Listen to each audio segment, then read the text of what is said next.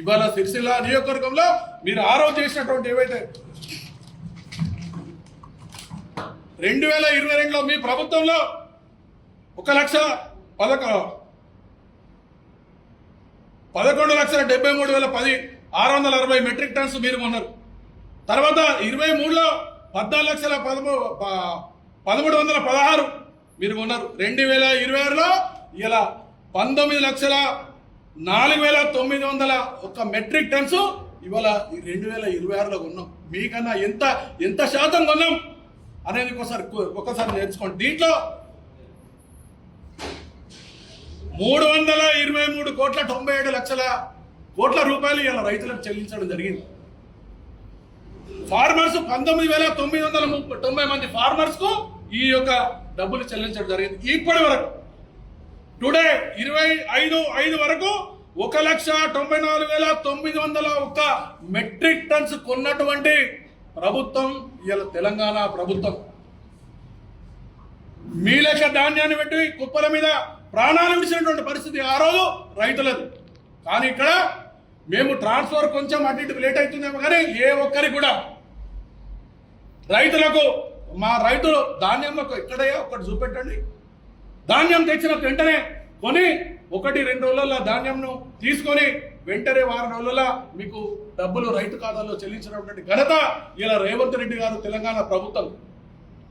కేటీఆర్ గారు ఇక్కడ షాడో ముఖ్యమంత్రిగా ఉండి మంత్రిగా ఉన్నా కూడా రైతులు విలువైనటువంటి పరిస్థితి ఆ రోజు. కానీ ఇలా కేటీఆర్ మెప్పు కోసం మీరు ఏదో వంత వాడుకుంటా భజన పనులు చేసడం ఇది ఖబర్దార్. టీఆర్ఎస్ నాయకులారా, కాంగ్రెస్ నాయకులను హెచ్చరించుడు కాదు, మీరు చేసినటువంటి పాపాలను ఒక్కొక్కటిగా ప్రక్షాళన చేసుకుంటా ఇలా మా మంత్రులు మంత్రివర్గం రేవంత్ రెడ్డి గారు ఇలా మొత్తం ప్రక్షాళన చేసుకుంటా ఒక్కొక్కటి ఇచ్చినటువంటి హామీలను ఏవైతే మేము ఇచ్చినామో హామీలన్నీ కూడా నెరవేర్చడం జరిగింది. ఇలా మీరు అన్నారు కేటీఆర్ గారు ఇక్కడ మేము ఏడాదికి 4,000 ఇండ్లు నియోజకవర్గానికి ఇస్తా ఉన్నారు, ఇందిరమ్మ ఇండ్లు గృహాలను నటిస్తా ఉన్నారు. ఏమోయా 12 సంవత్సరాల్లో మీరు వేసింది 2,000 చిల్లర ఇండ్లు మీరు కట్టిస్తే డబుల్ బుట్టేళ్ళు కనీసం 1,500 మంది కూడా అక్కడ కాపురాలు చేసేటువంటి పరిస్థితులు లేరు. ఇలా రగుడు కానీ సిరిసిల్ల ఉన్నటువంటి కనీసం మౌలిక వసతులు లేవు. కానీ ఇలా రేవంత్ రెడ్డి గారు మా ముఖ్యమంత్రి కాంగ్రెస్ పార్టీలో వచ్చిన తర్వాత ఇలా ఓన్లీ ఒక్క సిరిసిల్ల టౌన్లోనే 9,960 ఇండ్లు వాళ్ళకు కట్టుకున్నట్టు జాగున్నది. మాకు పేదవారు అంటే 5 లక్షల రూపాయలు ఇచ్చి కట్టించినటువంటి ఘనత ఇలా కాంగ్రెస్ పార్టీ. మీ నాయకుల మెప్పు కోసం మా నాయకులను విమర్శించడు కాదు. మీరు గెలిచి 10 ఏళ్లలో కనీసం నెలకు ఒక్కసారి కూడా సిరిసిల్ల ప్రజలు సిరిసిల్ల జిల్లా పనులు వచ్చినటువంటి పాపన అవ్వలేదు కేటీఆర్. ఇలా నువ్వు తండ్రి చాటు బిడ్డవు. ఇలా మేమంటున్నాం నువ్వు తండ్రి చాటు బిడ్డగా ఇలా రాజకీయాలకు వచ్చావు.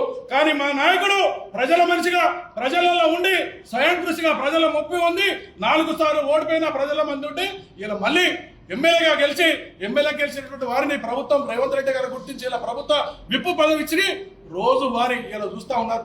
మా నాయకుడు ఆ శ్రీనివాసరావు కళ్ళాల కాడిపోయి ఏదైతే గోడౌన్ల కాడిపోయి ట్రాన్స్పోర్ట్ అవుతుందా లేదా, రైతుల ధాన్యం చేస్తుందా లేదా అని ప్రతిరోజు చూస్తూ ఉన్నారు. కన్ను దొబ్బినాయా మీకు? టీఆర్ఎస్ నాయకులారా ఖబర్దార్. కాంగ్రెస్ పార్టీ నాయకులను మీరు వేలైతే చూపెట్టబడి 1 వేలెత్తి చూపిస్తే 4,000 మీ వైపు ఉన్నాయి. మీరు ఏ కార్యక్రమంలో ఎంత మీరు మాట తప్పిరో ఇలా తెలంగాణ ప్రజలు చూస్తూ ఉన్నారు.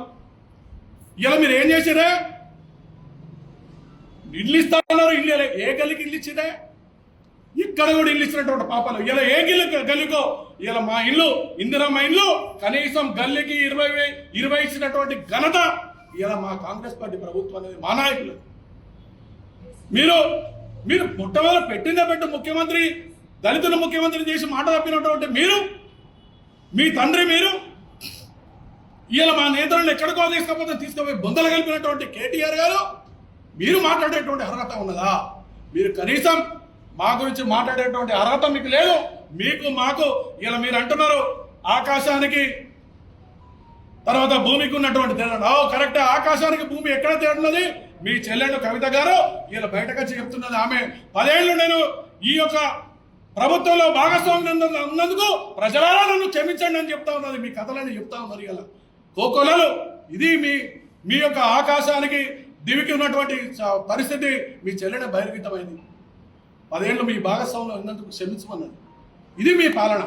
ఇలా ఇసుక మాఫియా, శాండ్ మాఫియా, మట్టి మాఫియా ఎక్కడ? ఎవరు ఈ యొక్క కేటీఆర్ కు షాడోగా ఉండి కార్యక్రమాలు చేసినది? టీఆర్ఎస్ నాయకులు కాదా? భూ కబ్జాలు చేస్తే మొన్నటి మొట్ట మా కలెక్టర్ గారు మీ అందరినీ అరెస్ట్ చేసి జైలుకి పంపిస్తున్నటువంటి వైనం.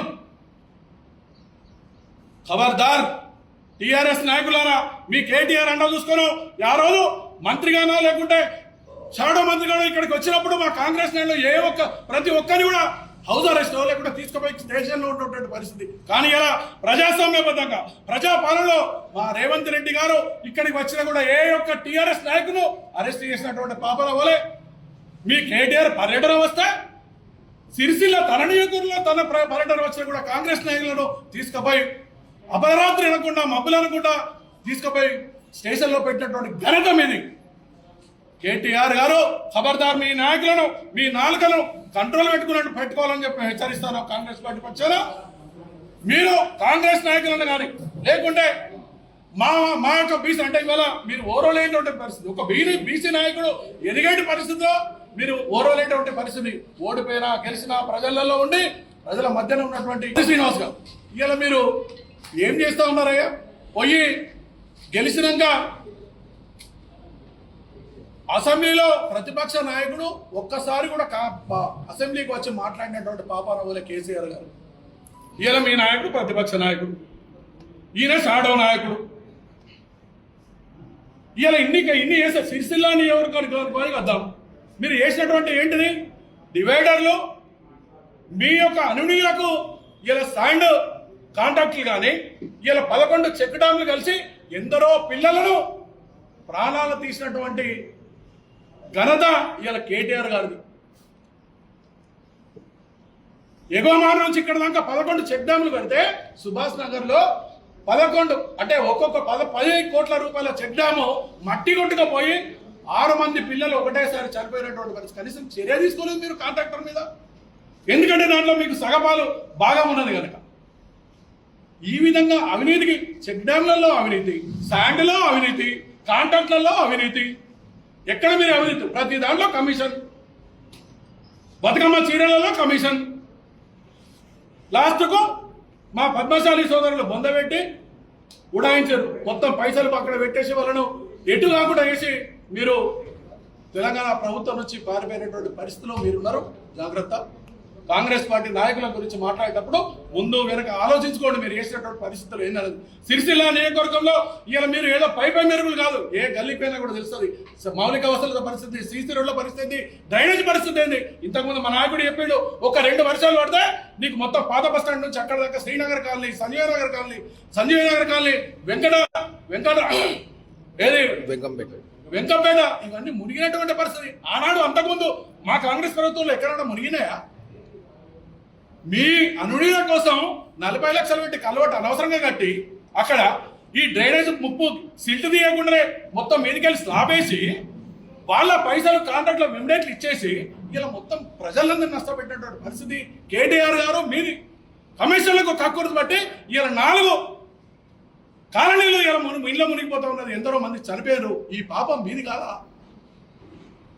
ఇటువంటి పరిస్థితిలో మీరు చేసింది సిరిసిల్లలో నియోజకవర్గం ఏం లేదు. పై మెరుగులు మీ అనునీయులకు చట్టం పెట్టడానికి పైసలు దండుకోవడానికి చేసిరే తప్ప ఇలా ఆనాడు 10 సంవత్సరాలలో మీ కార్యకర్తల లీడర్ల పరిస్థితి ఏంది, ఈ అన్నటువంటి పరిస్థితి ఏందో ప్రజలు కూడా గమనిస్తున్నారు.